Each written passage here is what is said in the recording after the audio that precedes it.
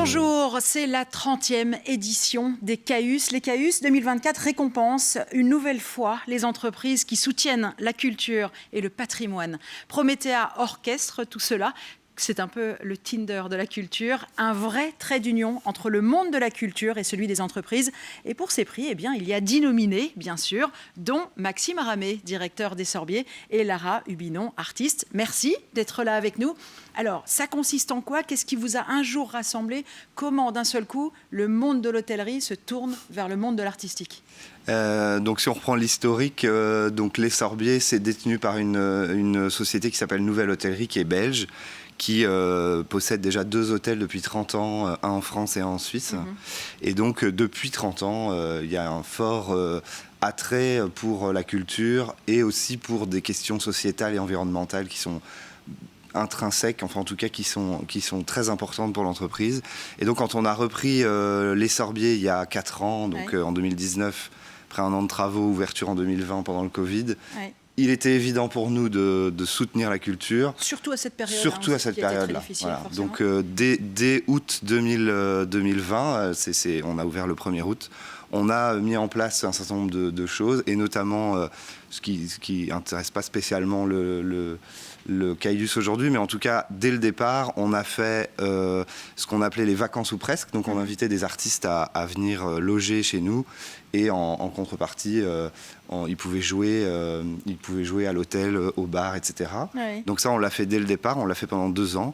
Et puis, dès 2021, donc on a lancé l'idée d'inviter des artistes chez nous en pension complète pendant 1 semaine, pendant 2 fois 1 semaine, pour, en fonction des projets qu'ils voulaient soutenir, enfin qu'ils voulaient porter en tout cas, travailler chez nous de manière autonome, tout en étant pris en charge, entre guillemets, par l'équipe. On appelle un peu ça une résidence. C'est une résidence d'artistes. Tout à fait. Alors il y a plusieurs types de mécénat. Il y a le mécénat financier, là on est plus dans le mécénat de compétences, où on va mettre des biens, des services à disposition des artistes, là en l'occurrence.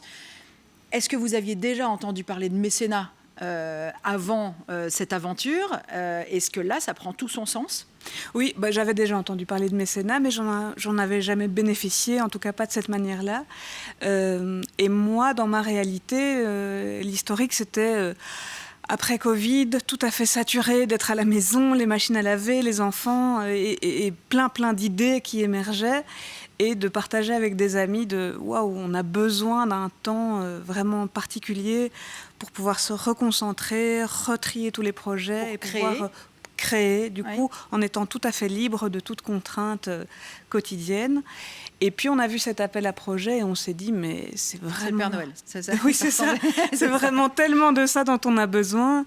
Et donc, on était à 3, on a écrit, on a répondu en fait à cet appel à projet qu'on a vu passer, et on a dit, voilà, on est artistes, on a besoin tous les 3 d'un espace de travail où on pourrait juste se déposer. Et puis, on a été pris à l'hôtel des Sorbiers, et là... on a pu poser nos valises, nos livres, nos instruments de musique et incroyable. Qu'on comprenne bien, c'est un projet qui s'inscrit dans le temps.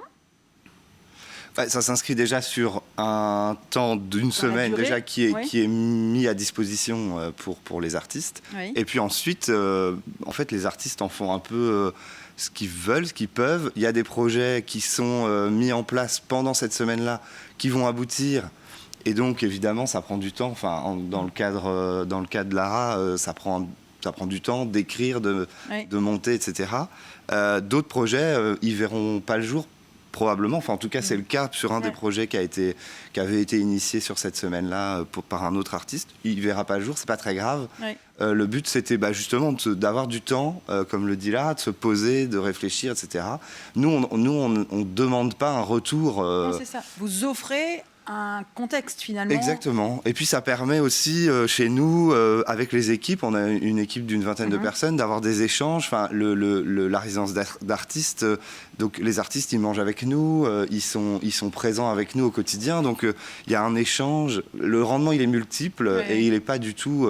On n'attend pas quelque chose de spécifique dans ces résidences-là. Voilà, l'échange, c'est le plus important en tout cas. Ouais, alors les Sorbiers, on est en bord de Meuse. Hein, oui.